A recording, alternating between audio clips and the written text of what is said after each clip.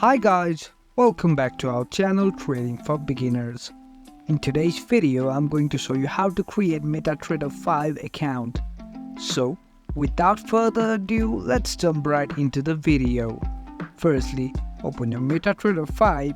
After that, what you want to do is click on the settings button which is on the bottom right corner of your screen. After that, click on MetaTrader 5 iOS demo, click it.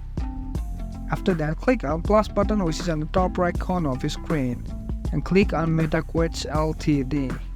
Now, to sign up, all you gotta do is click on the login credentials and enter your login. After that, enter your password and click on sign in. After that, your new account will be created, and that's how you create MetaTrader 5 account.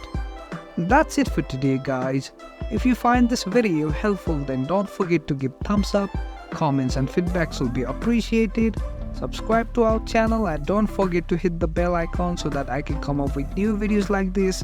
Until then, have a great time and thank you for watching.